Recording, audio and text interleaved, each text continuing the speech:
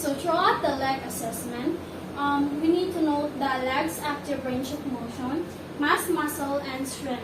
So to assess the vascular system, inspect the patient's leg and observe their skin color and condition, hair distribution, and toenail integrity.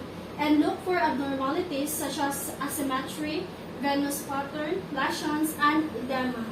Then using the back of our hands, check the temperature of the legs from feet up. It should be warm and symmetrical.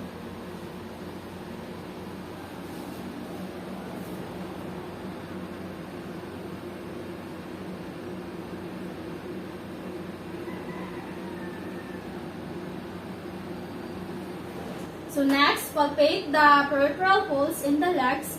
To palpate the femoral pulse, find the artery halfway between the symphysis pubis and the anterior superior ilia spine. Compress it and release slowly. And then pulse should gently tap against your fingertips.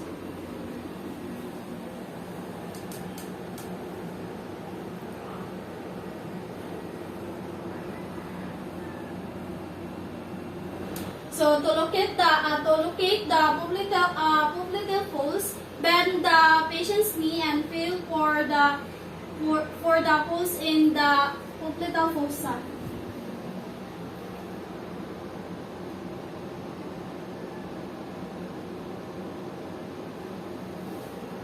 So next, palpate the posterior tibialis pulse in the groove between the medial malleolus and the Achilles tendon.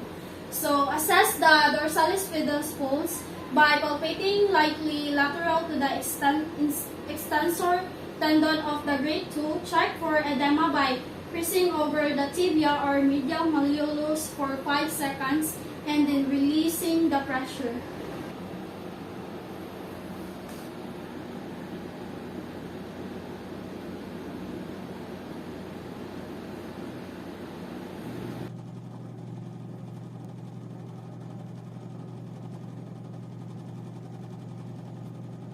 So normally, finger pressure does not leave an indentation or pit. If it does, grade the pitting on a scale from +1 for mild pitting and to +4 for severe pitting. So continue to assess the legs by evaluating their sensory function as you did when you tested the sensory function of the arms.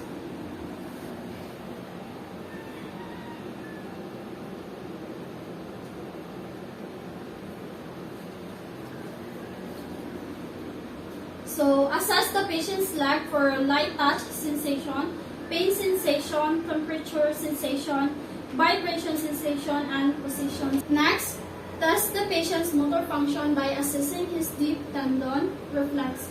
So, first test the quadricep reflex. Have the patient sit up with his legs relaxed and dangling over the edge of the exam table and place one hand above the knee, then tap his patellar tendon with the reflex hammer.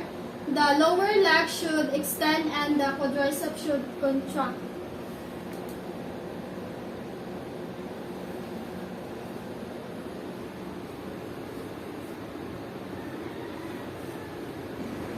So next, test the Achilles reflex and have the patient bend her knee and rotate his hip outward and dorsiflex his foot slightly and then tap the Achilles tendon with the reflex hammer and the result should normal response is plantar flexion.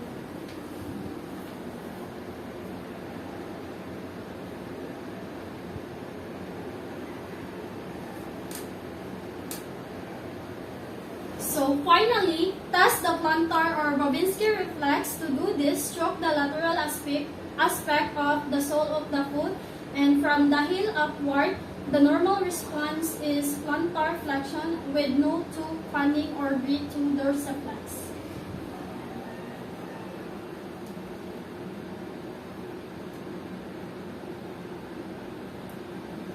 So finally, test the plantar or Babinski reflex. To do this, stroke the lateral aspect of the sole of the foot, and from the heel upward, the normal response is plantar flexion with no toe fanning or grip to dorsiflex.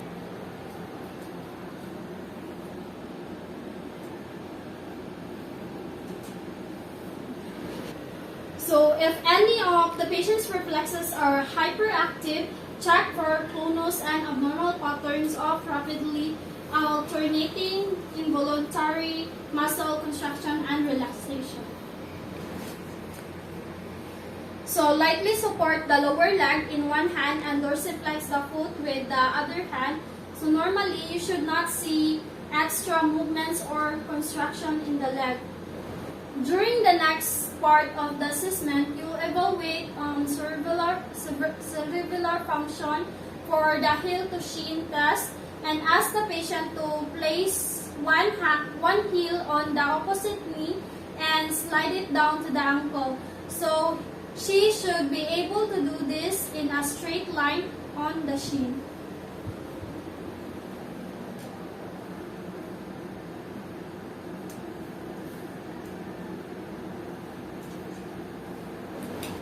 So to assess the patient's gait and cross motor function, instruct her to walk 10 to 15 feet turn and then walk back toward you. Her movement should be smooth and coordinated. Her arms should swing freely and she should turn without losing her balance. So ma'am, can you please walk 10 to 15 feet away, then turn back without losing your balance? Okay.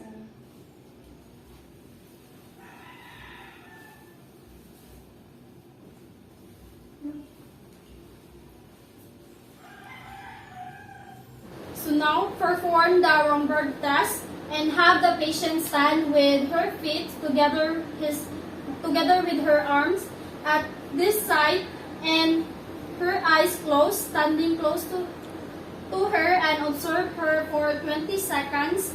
And she may sway slightly but should not lose her balance.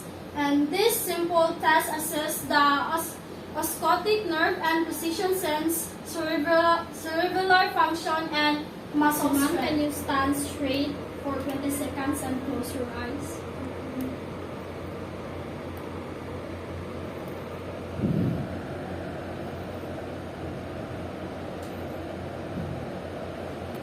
So to assess tandem walking, have the patient walk heel to toe in a straight line, and she should be able to walk in a straight line without losing her balance. Okay, ma'am, can you do tandem walk without losing her balance?